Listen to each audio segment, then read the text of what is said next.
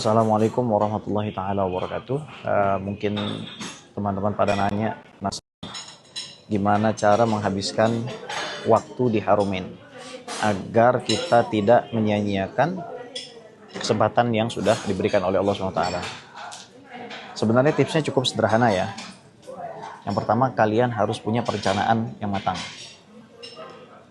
Baca Qurannya mau berapa juz, sholat sunnahnya mau berapa rakaat, itu harus kalian planning dan harus kalian atur waktunya. Masing-masing orang punya variabel yang berbeda-beda, jadi nggak bisa disamain. Yang kedua, atur waktu makan dengan baik dan asupan makanan yang masuk ke kamu.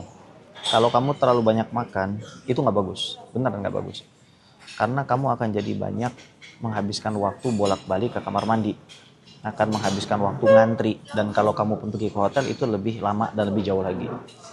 Jadi kalau misalkan mau pergi duha, ya udah berkorban sarapannya jangan sarapan dulu, ya. Saya hanya minum setengah gelas kopi aja nih, ya. Ini kecil sekali. Karena saya paham banget kalau seandainya saya makan nanti akan metabolisme tubuh kita masing-masing mungkin berbeda-beda, tapi kebanyakan orang kalau udah full banget sarapannya itu jadi begah, kemudian jadi malas untuk beribadah, udah nggak mau kena bawi, ke kamar tidur, selesai. Padahal waktu duha kan waktu mustajab, dihabiskan di depan Rasulullah lagi di Masjid Nabawi lagi, luar biasa. Jadi atur pola makan. Zuhur baru boleh kalian makan, tapi juga jangan banyak-banyak. Intinya bener-bener jangan makan tuh terlalu banyak gitu loh. Kalau makan juga diatur, jangan semuanya pengen dihabisin. Memang bagi orang-orang yang pernah kuliah di negeri Arab gitu ya, kemudian baru pertama kali datang ke sini, itu mereka craving gitu dengan makanan-makanan seperti Tomia bilbet, seperti rus bilaban, seperti kibdah, seperti kuftah ya, and so on and so forth ya. Kemudian juga orang-orang yang mungkin baru datang sini pengen nyobain juga craving, tapi ingat tujuan kita kesini adalah untuk beribadah gitu. Di Madinah untuk ketemu sama Rasulullah, untuk sowan sama Rasulullah, untuk beribadah, mendoakan keluarga kita, orang tua kita. Jadi jangan sampai kita sia-siain kesempatan itu hanya karena kita itu craving gitu ya. Kita harus lawan gitu. Dan kadang-kadang juga kita ngabisin waktu duduk bercengkrama sama kawan, nggak kerasa 3 jam habis gitu loh.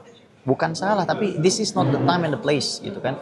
Hada laisa waqtuha wa laisa makanuha. Innama ataina huna lil ibadah. Kita datang ke sini itu adalah untuk ibadah gitu. Untuk berzikir, untuk munajat pada Allah SWT, untuk bersolawat pada Nabi SAW. Itu yang pertama ya, itu atur waktu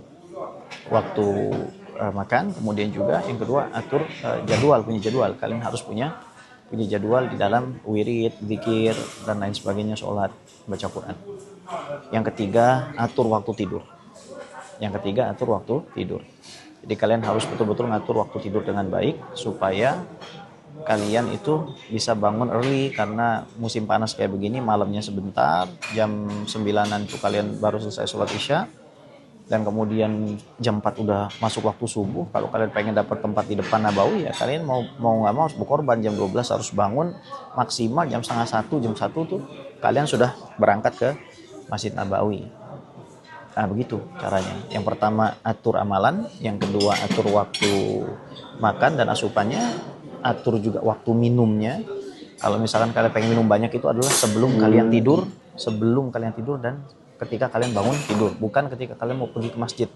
Minum 2 botol, habis kalian ya.